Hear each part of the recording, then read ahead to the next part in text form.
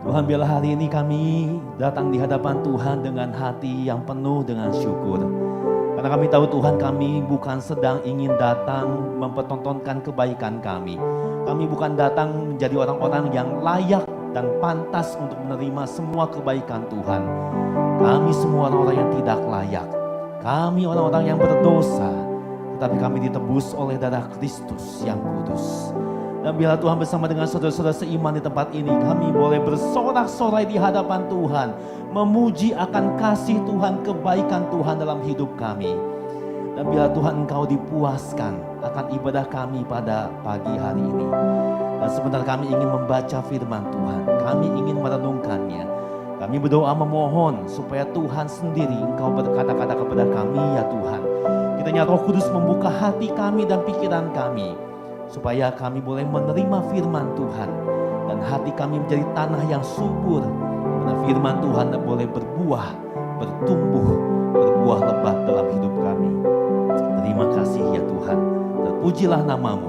Di dalam nama Tuhan Yesus Kristus, Sang Firman itu, kami berdoa, kami bersyukur. Amin. Silakan duduk kembali.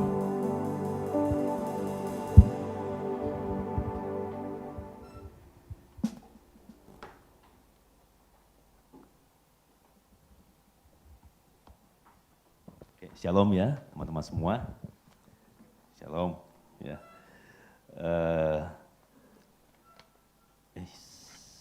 Mana saya ini ya? Oke, jadi hari ini bersyukur ya untuk kesempatan yang diberikan kepada saya untuk sama-sama boleh melayani tempat ini ya di Sing Youth Puri ini. Ya, mungkin saya dulu tahun lalu kali ya saya pernah melayani di sini. Bersyukur untuk kesempatan dan undangan dari Coach Johan, walaupun beliau nggak ada di sini hari ini ya. Dulu dia teman alma mater ya, teman sama-sama di ST Reform, yang kami satu angkatan ya. Tapi dia memang dari dulu jiwa muda banget ya. Kalau saya kayaknya tua banget gitu ya. Lihat dari tampilan saya ya. Tapi seneng ya, dia sampai hari ini terus bisa melayani tengah-tengah kita. Ya, dan tema yang diberikan kepada saya hari ini adalah comfort in times of trouble, in the time of trouble atau in times of trouble. Dan ini diambil dari Kejadian 50 ya, ayat 15 sampai 21. Nah, maka saya mengundang kita membaca sama-sama ayat ini ya, Kejadian 50 ayat 15 21, dan kita akan mencoba untuk melihat bagaimana tema ini bisa kita kaji ya dari bagian ini.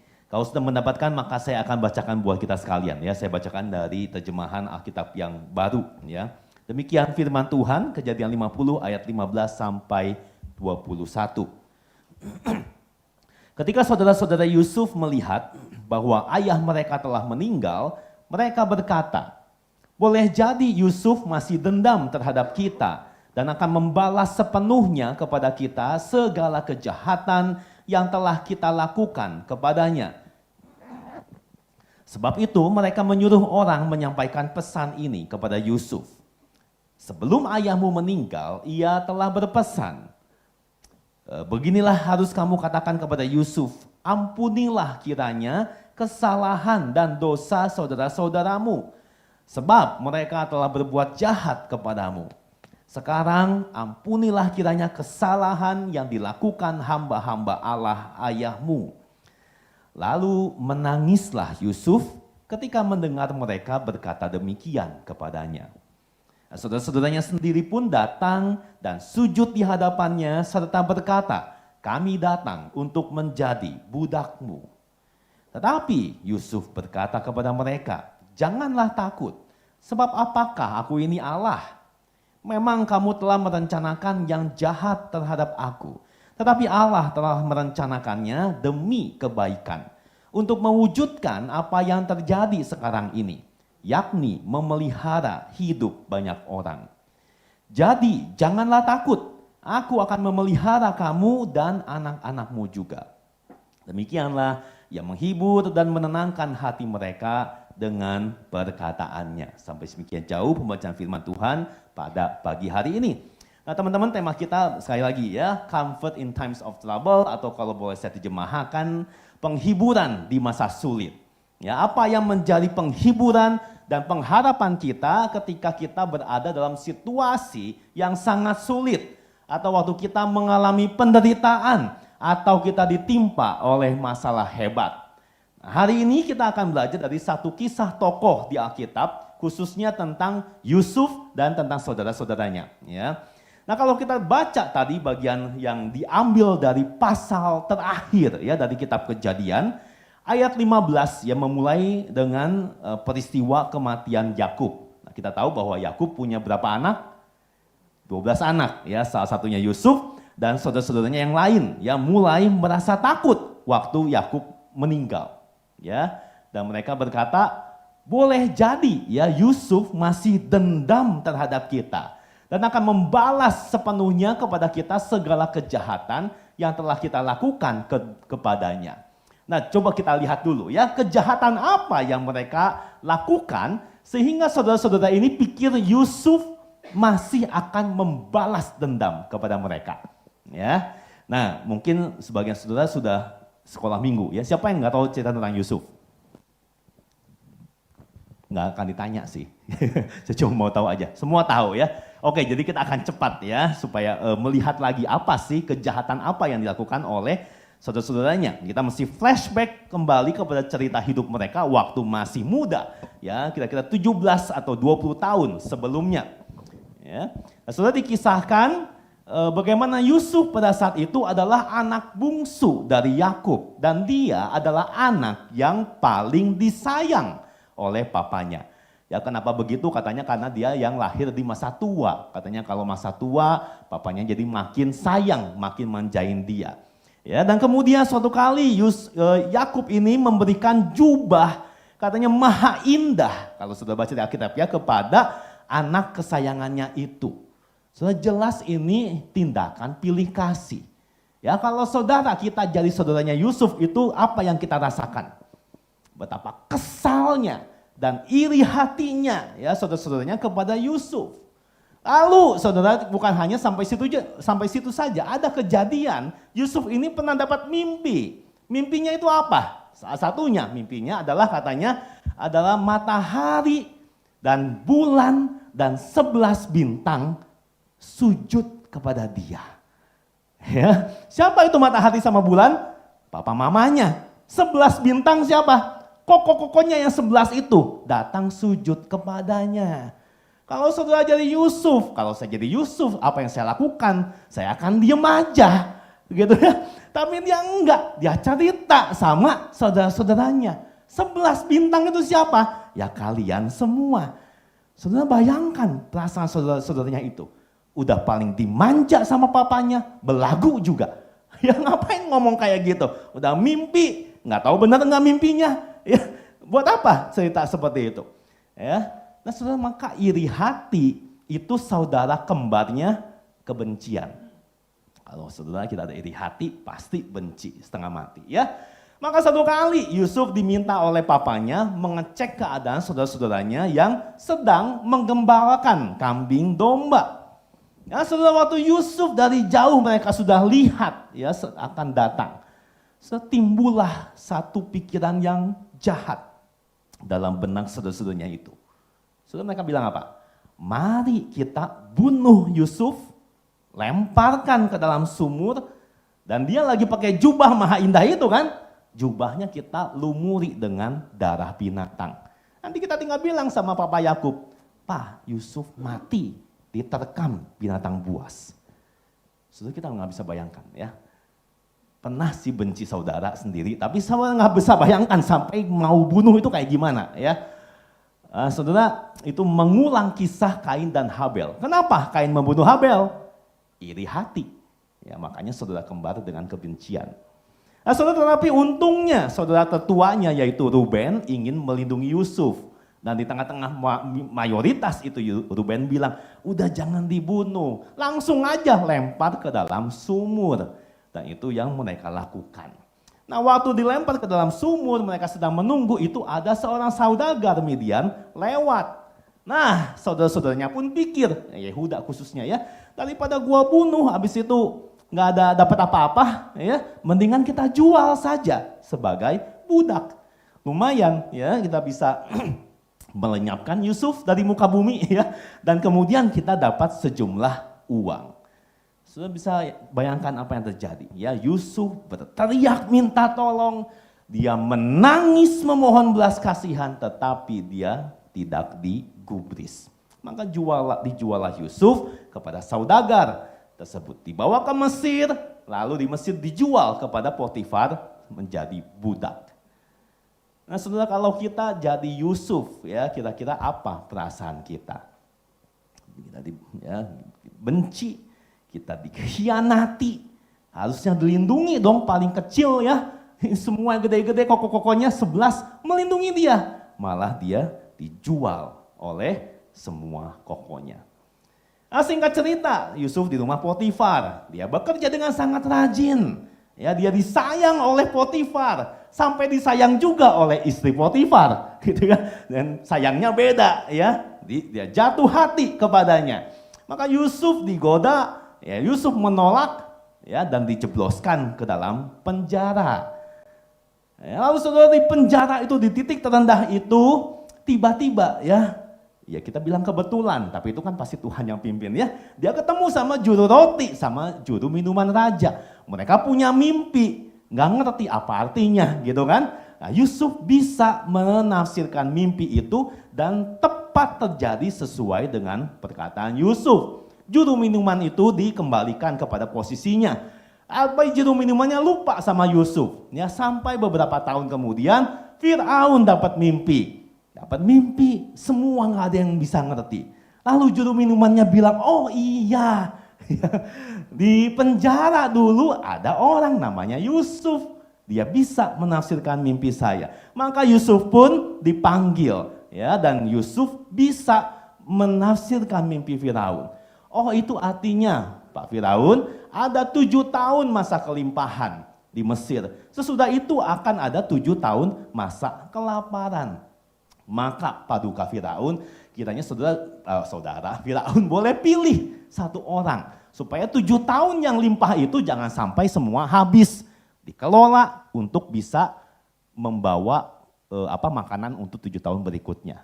Firaun pikir-pikir, siapa lagi orang sepintar dia, ya Yusuf, kamu aja yang jadi penguasa itu. Akhirnya Yusuf ditunjuk menjadi penguasa Mesir paling tinggi di bawah Firaun, untuk mengelola hasil panen, supaya Mesir bisa bertahan dalam masa kelaparan. Maka tadinya Yusuf seorang nabi diangkat ya menjadi penguasa di seluruh Mesir. Kelaparan itu ternyata merajalela di seluruh bumi. Jadi bukan hanya di Mesir, tapi juga termasuk sampai ke Kanaan, termasuk juga sampai ke keluarga Yakub. Kita mau makan apa? Kalau nggak ada makanan kita mati. Maka Yakub ya menyuruh saudara-saudara Yusuf pergi ke Mesir untuk membeli makanan. Dan tibalah momen epik itu ya, bahwa 11 saudara-saudaranya Yusuf itu bertemu dengan Yusuf dan sujud di hadapannya. Nah, kalau kita jadi Yusuf, apa yang akan kita lakukan? Saudara, saya yakin percaya, ya, semua perasaan sakit hati, dikhianati itu muncul kembali. Ya. Dan Yusuf bisa sekali dendam kesumat kepada saudara-saudaranya itu. Gua nggak mesti cari ke Kanaan memburu mereka. Mereka datang sendiri ke depan saya. Nah inilah momen pembalasan tiba. Tetapi saudara, apa yang Yusuf lakukan? Ya, saudara, ini saya kutip dari pasal 45. Kok nggak muncul pasal 45? Saya salah ya. Oke, ya pasal 45 ayat 4 dan sampai 7 ya, maka saya bacakan buat kita. Kemudian Yusuf berkata kepada saudara-saudaranya itu, mendekatlah kepadaku. Lalu mereka pun mendekat. Katanya lagi, aku ini Yusuf, saudaramu yang kamu jual ke Mesir. Nah, sampai sini saudara, pas saya yakin itu saudara-saudaranya udah kaget, setengah mati gitu ya. Tapi saudara, lalu dia berkata, sekarang janganlah bersusah hati dan janganlah menyesali diri karena kamu menjual aku ke sini. Justru untuk menyelamatkan hiduplah Allah mengutus aku mendahului kamu. Sebab baru 2 tahun terjadi kelaparan di negeri ini dan masih 5 tahun lagi orang tidak akan membajak atau menuai. Allah telah mengutus aku mendahului kamu untuk menjaga kelanjutan keturunanmu di bumi dan memelihara hidupmu sehingga banyak yang selamat. Ya. Jadi saudara, saya terbalik ya di sini ya. Yusuf itu menyingkapkan siapa dirinya. Dan ternyata dia nggak balas dendam. Dia menenangkan saudara-saudaranya dengan mengatakan semua yang terjadi tidak terlepas dari kontrol kedaulatan Tuhan. Tidak lepas dari rencana Tuhan. Lalu dia meminta saudara-saudaranya itu untuk apa? Untuk jemput papanya Yakub ke tanah Kanaan. Lalu datang ke sini. Supaya mereka bisa tinggal bersama-sama sebagai satu keluarga. Artinya apa saudara? Artinya saudara-saudaranya itu sudah diampuni. Nah, bukankah ini berakhir dengan happy ending? Harusnya. Tetapi saudara tadi kita lihat, baca ya. Waktu Yakub meninggal, dikubur dengan damai, hati saudara-saudara Yusuf mulai tidak damai. Mereka berpikir bahwa bisa jadi Yusuf itu menyimpan dendam. Cuma dia nggak enak menuntut balas ya selama papanya masih hidup. Nah sekarang papanya sudah tidak ada, celakalah kita. Ya, bisa jadi Yusuf akan membalaskan semua kejahatan kita. Maka saudara apa yang mereka lakukan? Tadi kita baca. Ya, mereka kirim orang untuk menyampaikan pesan kepada Yusuf. Lalu orang itu datang cik-cik-cik dan dia ngomong ya, katanya sebelum ayah meninggal, papa pernah pesan begini, ya, ampunilah kiranya kesalahan dan dosa-dosa saudara-saudaramu, sebab mereka telah berbuat jahat kepadamu. Sekarang lagi, ampunilah kiranya kesalahan yang dilakukan hamba-hamba Allah ayahmu. Saudara, kalau jadi Yusuf ya atau melihat peristiwa ini bagaimana? Terlihat bahwa saking takutnya saudara-saudaranya kepada Yusuf sampai apa? Mereka tidak berani langsung datang menyampaikan pesan ini.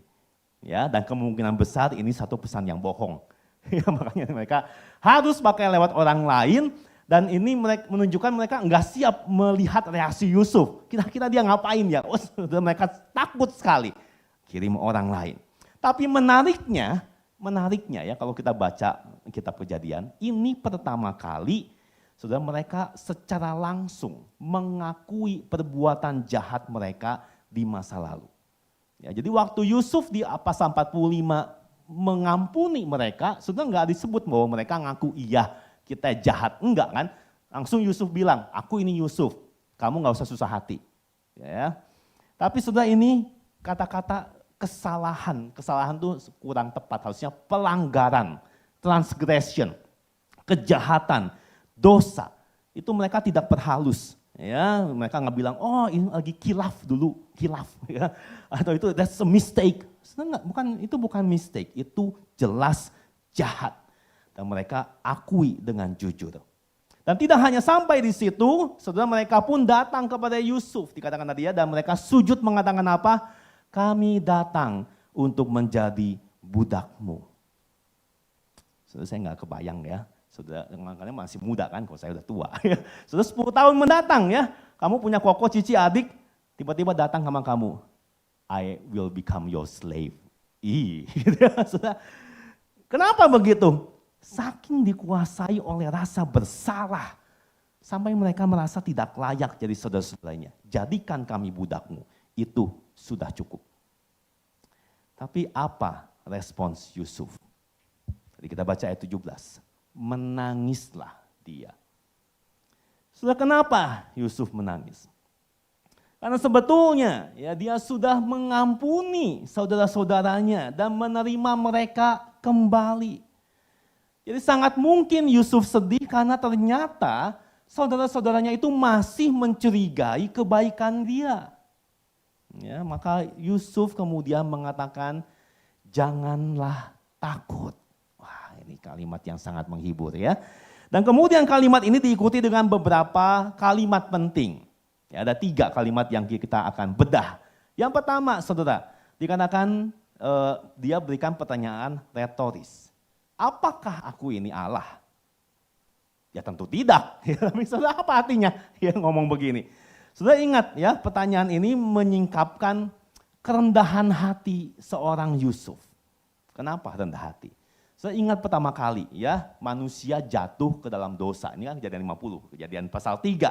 Saudara, apa godaan terbesar dari si ular? Enak loh buahnya, paling manis, bergizi, gitu enggak? Apa yang menjadi godaan terbesar? Waktu kamu makan, kamu akan menjadi seperti Allah. Orang berdosa, kita itu suka playing God. Saya nggak tahu berapa banyak dari kamu yang udah kerja ya, dan punya atasan atau punya bawahan, saya nggak tahu ya. Tapi saudara, saya banyak menyaksikan pengalaman ya. Banyak orang waktu jadi bawahan, sikapnya itu baik-baik loh. Enggi gitu ya. Saudara ini ya, ya sopan, nurut banget. Tapi waktu dia diberikan kuasa, wacau berubah. Jadi sombong banget, jadi kejam, egois, dan dia pakai kuasa untuk kepentingan diri. Maka saya mengamini kalau ada orang bilang, kita tidak tahu karakter orang sampai dia dikasih power. Saya setuju banget. Nah, Yusuf saat itu sudah menjadi penguasa. Dan dia sangat bisa memakai jabatan kuasanya untuk balas dendam. Ya, kita bisa bayangkan dia bisa bilang, dulu gue paling kecil. Ya kan? Tidak berdaya, gue minoritas. 11 sekongkol, gede-gede juga. Ya, saya nggak berdaya. Dilempar ke dalam sumur dan dijual. Sekarang rasakan akibatnya. Dia bisa putar balik. Ya. Tapi dia sadar bahwa dia bukan Tuhan. Dan pembalasan itu adalah hak Tuhan. Maka disitulah Paulus berkata, menulis, saudara-saudaraku yang kekasih, janganlah kamu sendiri menuntut pembalasan. Tapi berilah tempat kepada murka Allah. Sebab ada tertulis, pembalasan itu adalah hakku. Akulah yang akan menuntut pembalasan, firman Tuhan. Ya, sekali lagi, Yusuf itu rendah hati. Rendah hati artinya apa saudara? Rendah hati itu bukan kamu jago ya main piano, enggak bisa. Gitu ya. Kamu pintar ya padahal nanya 10, enggak, saya mah bodoh. Wah itu pengen digebukin gitu kan. Saya 6, kamu 10 pintar, enggak saudara. Rendah hati itu artinya apa? Artinya dia sadar diri. Ya, tahu diri tempatnya di mana secara tepat. Rendah hati karena dia tahu dirinya bukan Allah. Waktu Yusuf menuntut balas, dia menempatkan diri sebagai Allah. Itu yang pertama. Ya. Nah pertanyaannya, kok bisa Yusuf bersikap seperti itu kepada saudara-saudaranya? Maka kalimat penting yang kedua, nah ini yang kalimat kunci 20 ya. Memang kamu sudah merencanakan yang jahat, kalau terjemahan lamanya mereka-rekakan yang jahat terhadap aku ya. Tetapi Allah telah merencanakannya demi kebaikan. Untuk mewujudkan apa yang terjadi sekarang ini, yakni memelihara hidup banyak orang. Jadi apa kunci Yusuf bisa rendah hati seperti itu? Sudah dia percaya kepada kedaulatan Allah. Bahwa apapun yang dilakukan oleh manusia, sejahat apapun itu, tidak pernah bisa menggagalkan rencana Allah yang baik dan indah. Malah disinilah hebatnya Tuhan, ya, bahwa Tuhan bisa memakai rencana manusia yang jahat untuk menggenapi rencananya yang baik. Saudara, inilah hebatnya Tuhan. Ya, saudara jangan salah mengerti, tidak berarti Tuhan setuju dengan rencana jahat itu. Ya, kalau sampai nggak dijual, wah nggak bisa dong. Ya Yusuf jadi penguasa, nggak begitu saudara. Tetapi artinya bahwa Tuhan bisa membalikkan. Tuhan bisa memperalat semua itu untuk mencapai tujuannya yang indah. So, prinsip yang sama bisa kita lihat di dalam salib Kristus. Ya, bagaimana kejahatan manusia itu adalah kejahatan paling puncak kalau boleh saya bilang. Ya, yaitu apa? Waktu Kristus Sang Mesias itu dibunuh, itu soal kejahatan paling puncak. Tapi bagaimana Allah memakai kejahatan itu untuk menggenapi rencana keselamatannya yang kekal. Ya, saudara, karena Yusuf percaya akan kedaulatan Allah, dia mampu melacak jejak tangan Tuhan yang baik dalam kehidupan masa lalunya yang buruk. Ya, karena dia percaya kepada Tuhan, dia bisa sekali lagi melacak jejak kebaikan Allah yang baik di dalam masa lalunya yang buruk. Nah, yang ketiga, yang terakhir, saudara, Yusuf mengatakan ini, jadi janganlah takut, aku akan memelihara kamu dan anak-anakmu juga. Jadi jangan takut, saya nggak akan balas dendam, tapi saya akan melakukan kebaikan kepada engkau dan semua anak-anakmu. Jadi ini penting, saudara. Pemahaman akan siapa dirinya, tadi yang pertama ya, bahwa pembalasan itu bukan haknya. Dan kedua, keyakinannya pada kedaulatan Allah, bahwa Tuhan bisa pakai rencana jahat manusia menghasilkan sesuatu yang baik. Akhirnya ketiga, membuat Yusuf dapat melakukan kebaikan. Yusuf berjanji memelihara saudara-saudaranya dan anak-anak mereka. Maka menarik ya, dari Roma 12 ayat 19 kan, ya, jangan menuntut pembalasan. Lalu Paulus menulis, janganlah dikalahkan oleh kejahatan, tetapi kalahkanlah kejahatan oleh kebaikan. Menarik ya, jadi Roma pasal 12 ini tiba-tiba mengilustrasikan kehidupan Yusuf. Nah sekarang ya, apa yang bisa kita pelajari dari kisah Yusuf ini? Ya, nah, saudara, khususnya dalam kaitan dengan tema kita. Nah, saya ingin mengajak kita belajar dari dua tokoh tadi, ya, perbandingan tadi Yusuf dan saudara-saudaranya. Ya, kesimpulannya. Ya, jadi bagi Yusuf, saudara, apa trouble yang sedang dialami? Situasi sulit apa yang dia hadapi? Dia dibenci, dikhianati. Ya, dia sebetulnya diancam dibunuh, walaupun nggak jadi kan. Jadi sebenarnya ini dia lebih dari sekedar bully. Ya, mau dibunuh, dikhianati. Saudara, tentu itu akan menghasilkan sebuah amarah, sakit hati, dan dendam. Saudara, siapa yang rela diperlakukan seperti ini? Tapi perhatikan bahwa sedikit pun Yusuf tidak menyimpan kebencian. Ya, dan kok bisa begitu? Karena ada comfort yang dia miliki. Saudara, apa yang jadi comfortnya? Tadi saya sudah kasih tahu jawabannya. Apa comfortnya? Dia percaya akan kedaulatan Allah. Bahwa Allah punya rencana yang indah. Dan tidak ada suatu hal apapun juga yang bisa menggagalkan rencananya, sekalipun itulah dosa dan kejahatan manusia. Ya, maka bagian yang paling kita suka Roma 8 ayat 28. Kita tahu sekarang bahwa Allah turut bekerja dalam segala sesuatu. Segala sesuatu itu apa? Hal-hal yang baik maupun hal-hal yang tampak buruk. Kesukacitaan, kekayaan, ataupun penderitaan. Untuk mendatangkan kebaikan bagi mereka yang mengasihi Dia. Jadi keyakinan itu membuat Yusuf bisa bertahan dalam situasi apapun yang menerpanya, sekalipun itu adalah situasi yang jahat. Tapi saudara, saya percaya ya bahwa sampai Yusuf bisa menerima situasi ini, saya yakin tentu ada pergumulan iman yang dia lewati. Ya, jadi saya nggak percaya dia tiba-tiba waktu dijahatin dia santai, tenang gitu ya, senyum, enggak, saudara.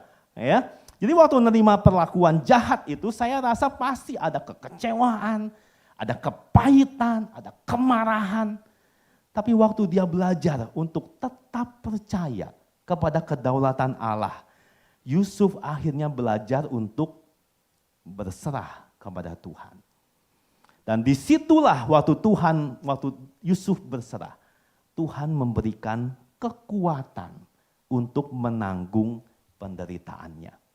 So, saya rasa walaupun itu tidak dicatat ya, tapi kesimpulan dari perjanjian baru itulah yang Yusuf alami. Waktu Yusuf berserah melalui imannya, maka dia dimampukan untuk siap mengampuni dan berbuat kebaikan kepada saudara-saudaranya itu.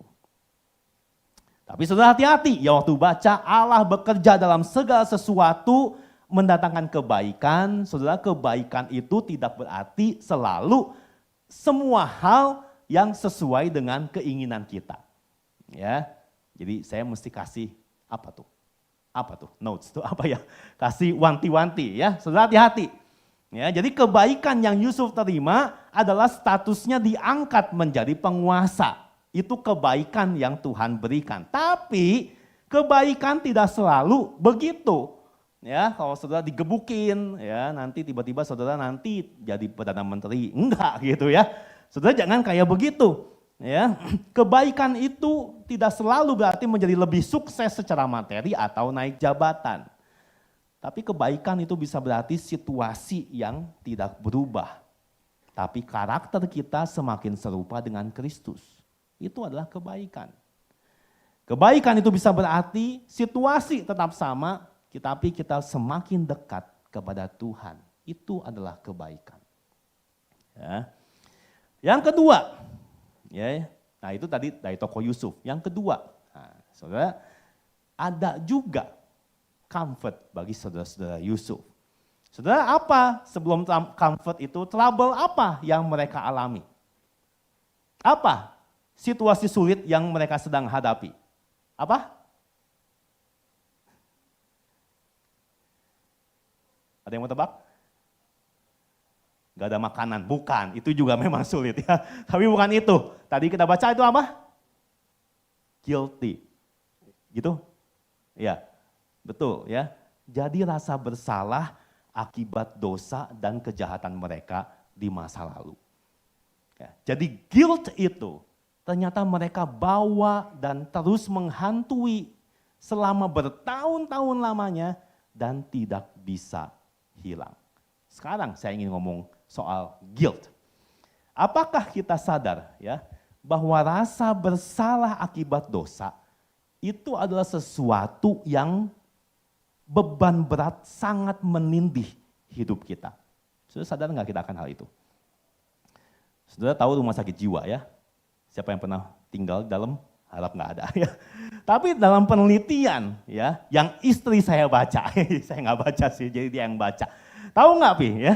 Ada 3 penyebab ya, kenapa orang masuk rumah sakit jiwa. Salah satunya ya adalah tidak bisa handle guilt-nya. Itu sebab orang pada umumnya tidak suka dipersalahkan. Betul nggak? Nggak ada yang dari antara kita yang suka dipersalahkan. Tidak ada yang suka taking the blame. Nah, waktu kita dipersalahkan, biasanya kita ngapain? Gua nggak salah, ya. Kita akan coba lempar kepada yang lain. Itu yang dilakukan oleh Adam dan Hawa waktu jatuh ke dalam dosa. Gitu kan? Lalu Tuhan bilang, kamu makan ya buah itu. Ya Adam bilang, gara-gara perempuan yang kau tempatkan di sisiku. Jadi sebenarnya mau nyalahin Tuhan ya. Kalau nggak ada perempuan itu gue nggak makan. Gara-gara perempuan itu aku makan. Dia kasih kepadaku. Lalu Hawa bilang, gara-gara ular itu. Ya, sebenarnya orang itu nggak suka taking the blame. Ya. Apalagi kalau kita betul-betul nggak bersalah, kita akan marah sekali ya kalau kita dipersalahkan untuk sesuatu yang kita nggak lakukan. Betul nggak? Betul nggak? Atau nggak? Ternyata saya salah. Saya ingat waktu SMP ya, SMP itu kelas berapa sih sekarang sih? SMA ya, SMA itu 10 atau 11 ya. Kan kalau duduk tuh berdua-berdua, sekolah masih gitu nggak sih? Saya nggak tahu nih, masih ya berdua-berdua kan duduk kan. Saya tuh duduk tuh paling depan, dekat guru gitu ya. Bukan rajin sih, dulu saya nggak tahu kenapa lah. Jadi kedua dari depan, duduk sama teman saya gitu ya. Terus kan ada anak-anak yang suka ngobrol ya, yang badung lah atau yang agak nakal gitu. Itu biasa dipindahin ke depan sama guru-guru itu kan. Ya, jadi ya udah di depan saya itu sama sebelah saya anak-anak yang ya agak dibilang suka nakal lah. Ya, lalu pelajaran agama tiba.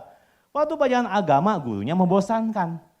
Saya anak baik ya anak baik bukan ya gitulah gitu kan, memang ya tipenya nurut sama guru lah gitu kan. Itu bertiga ngobrol sepanjang kelas. Saya udah ya berisik, mereka nggak peduli, ya udah saya nggak peduli kan, ya guru aja yang tegur gitu kan, bukan urusan saya. Tahu nggak?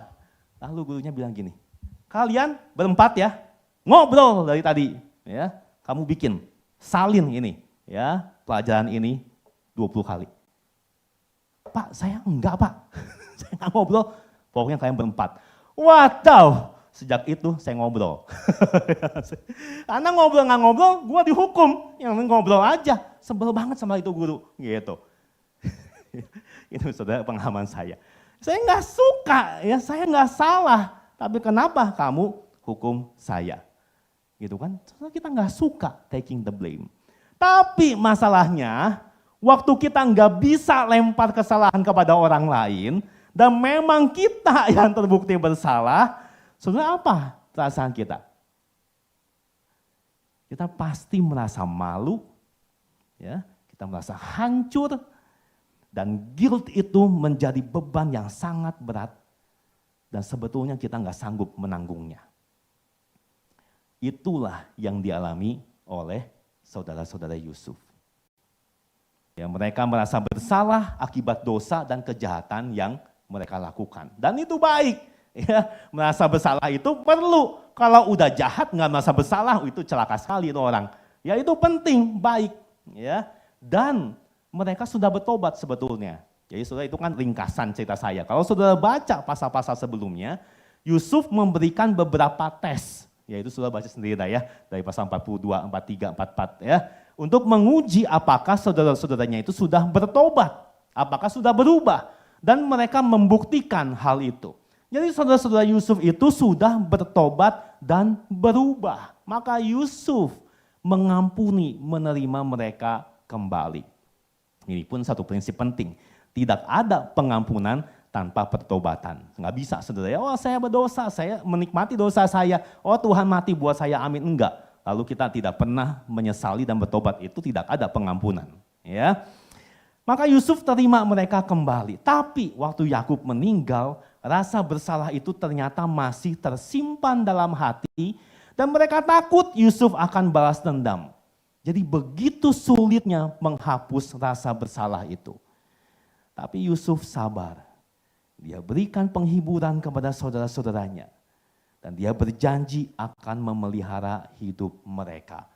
Itulah comfort yang mereka terima waktu diburu oleh rasa bersalah. Maksudnya bagi kita saat ini apa yang menjadi comfort waktu dilanda rasa bersalah? Apa comfort kita? Tentu pengampunan Kristus. Dia, Yesus yang tidak mengenal dosa, telah dibuatnya menjadi dosa karena kita, supaya dalam Dia kita dibenarkan oleh Allah. Maka sudah seberapa dalam kita sadar bahwa di atas kayu salib, Yesus itu sudah menanggung seluruh dosa kita. Sekaligus rasa bersalah yang dihasilkan oleh dosa itu. Di salib Yesus itu, dia menanggung semua rasa malu kita dan beban yang sangat berat itu. Maka kalau kita percaya sungguh-sungguh kepada Yesus, dia melepaskan kita dari guilt. Dia memberikan kebebasan yang sejati. Dan Yesus menerima engkau dan saya apa adanya. Sayangnya, banyak orang-orang Kristen hidup seperti saudara-saudara Yusuf. Meskipun sudah diampuni dan dikasihi Tuhan, tapi hidupnya seakan-akan kasih Tuhan itu tidak cukup. Maka dia menjadi orang-orang yang haus akan kasih. Banyak orang Kristen masih mengejar penerimaan dunia. kompromi dengan dunia. Kenapa? Supaya dihargai, supaya dikasihi, mengejar pembuktian diri, dan merasa diri tidak pernah cukup baik untuk Tuhan. Saudara, memang kita tidak akan pernah cukup baik. Makanya kita hanya bisa mengandalkan kebenaran Kristus. Tapi saudara, hati-hati. Jangan sampai kita menjadi orang-orang yang sangat dikasihi Tuhan. Tapi kita tidak sadar kalau kita dikasihi Tuhan. Jangan sampai kita jadi orang-orang seperti itu. Masalah penting sekali menghayati kasih Tuhan setiap hari. Aku berdoa supaya kamu bersama-sama dengan segala orang kudus dapat memahami betapa lebarnya dan panjangnya dan tingginya dan dalamnya kasih Kristus. Dan dapat mengenal kasih itu sekalipun yang melampaui segala pengetahuan. Semaukah kita menikmati comfort yang Tuhan sediakan melalui salib Kristus? Maukah kita, saudara? Saya menyadari ya, waktu ngomongin tentang kasih, anugerah. Soalnya satu sisi ya, kita bisa jadi orang Kristen merasa, aduh bosan banget gitu ya. Setiap hari ya, setiap minggu kasih, akhirnya sesuatu yang sangat biasa. Ya, sangat remeh. Tapi sisi lain, saudara, sebetulnya banyak kita, hampir semua kita termasuk saya ya, itu kita dangkal sekali memahami kasih Kristus. Dangkal sekali. Makanya saudara kalau di Greenfield saya pegang pranikah, sesi pertama ngomongin ini saudara. Ngomongin ini. Karena banyak kita itu tahu saya dikasihi Tuhan. Tapi hidupnya haus akan kasih. Betul saudara. Kalau nggak ada cowok, gue nggak bisa hidup. Betul, ada yang begitu. Kalau nggak ada cewek, hidupku tidak lengkap. Saya nggak bisa hidup tanpa pasangan. So itu hanya menyuarakan sebuah kebutuhan yang sebetulnya sudah dipenuhi oleh Kristus, tapi tidak pernah dihayati. Tidak pernah dihayati. Memang nggak gampang, tapi Kristus sudah melakukannya untuk kita. Sebagaimana dengan kita? Situasi sulit seperti apa yang sedang kita hadapi? Apakah kita mengalami ketidakadilan? Lalu kita mulai bertanya, di mana Tuhan? Kita mulai meragukan kebaikan Tuhan. Katanya Tuhan baik. Kalau saya dalam situasi seperti ini, mari kita datang kepada Tuhan. Mari minta supaya iman kita itu ditambahkan. Bahwa Tuhan tidak mungkin bermaksud buruk kepada kita, anak-anaknya. Minta Tuhan tambahkan, kita percaya kepada hati Tuhan yang baik. Walaupun kita saat ini tidak mengerti rencananya. Apakah kita dihantui oleh rasa bersalah? Kita merasa Tuhan sedang mengejar dan siap menghukum kita. Atau kita haus akan kasih dari orang-orang sekitar kita. Mari datang kepada tahta kasih karunia Tuhan. Memohon supaya kita semakin bisa menghayati, mengecap cinta Tuhan yang tidak terbatas bagi kita. Mari kita masuk dalam doa.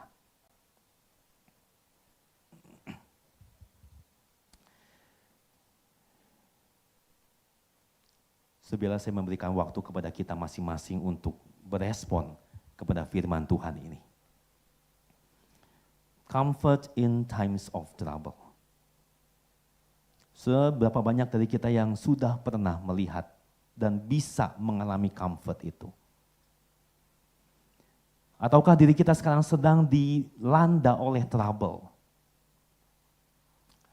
Dan kita mulai bertanya, Tuhan, harusnya kalau Tuhan baik, tidak begini jadinya. Saya berdoa berkali-kali meminta Tuhan sesuatu, tetapi Tuhan tidak pernah menjawab saya. Lalu kita mulai menjadi kecut, kita menjadi tawar hati.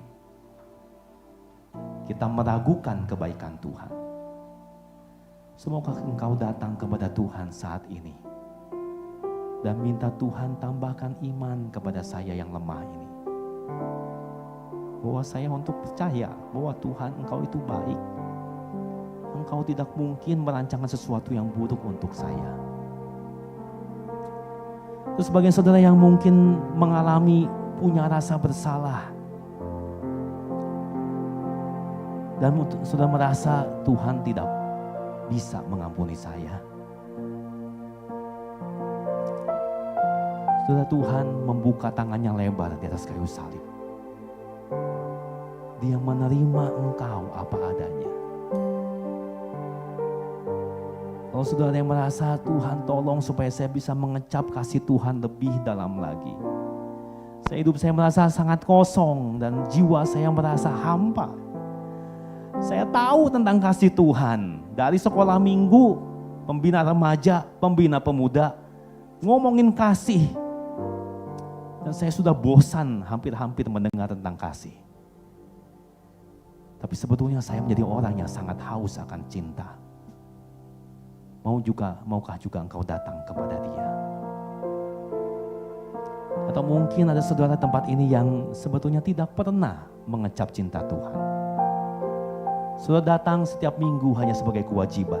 Saudara punya komunitas di tempat ini. Tapi sebetulnya saudara tidak pernah tahu siapa Yesus. Saudara hanya datang, tahu, pulang. Tapi tidak ada transformasi apa-apa. Tidak pernah ada kepuasan yang engkau alami. Maukah engkau datang kepada Kristus? Bertobat atas segala dosa yang sudah engkau lakukan. Yang saudara pikir itu akan memuaskan jiwamu. Tetapi ternyata semua dosa itu hanya membuat engkau terperosok, terpuruk semakin dalam. Semua itu kebohongan. Masihkah Tuhan akan terima saya?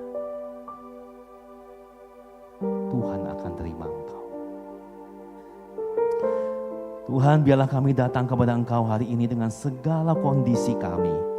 Tuhan tahu apa yang menjadi trouble saat ini yang sedang kami alami. Dan Tuhan, biarlah kami masing-masing boleh datang kepada Engkau. Tuhan, meskipun mata kami tidak bisa melihat, kami tidak pernah bisa tahu di mana Tuhan ada. Kami tidak bisa mengecap dengan mulut kami kebenaran firman Tuhan ini. Tapi Tuhan, biarlah jiwa kami, roh kami ini ya Tuhan boleh memandang kepada Engkau dengan iman kami. Kami boleh percaya kepada kejadian ribuan tahun yang lalu waktu Yesus mati di atas kayu salib. Oh Tuhan, tolong kami. Biarlah Tuhan, cinta Tuhan yang begitu indah, yang begitu dahsyat, yang pernah kami dengar mungkin sudah sejak kami kecil. Tuhan, biarlah cinta itu boleh terus kami alami setiap harinya. Tuhan, kami bersyukur kalau semua dosa dan kejahatan kami Engkau tanggung. Sehingga kami dibebaskan dari guilt ini Tuhan. Biarlah hati kami boleh bersuka cita. Dan Tuhan ampuni kalau kami gampang sekali merasa ada kejadian-kejadian buruk dalam hidup ini. Lalu kami merasa Tuhan dosa apa yang kami kerjakan. Padahal mungkin itu sarana Tuhan Engkau sedang membentuk hidup kami. Ada rencana indah yang Tuhan kami tidak tahu. Bawa kami Tuhan untuk terus berpegang, percaya kepada Tuhan. Karena Engkau adalah Allah yang baik. Walaupun kami tidak bisa melihat itu hari ini dalam situasi kami. Bahwa iman kami Tuhan untuk terus percaya. Engkau Allah yang baik. Engkau Allah yang mengasihi kami. Dan biarlah itu cukup buat kami. Itu cukup buat kami. Di dalam nama Tuhan Yesus kami berdoa, kami bersyukur. Amin.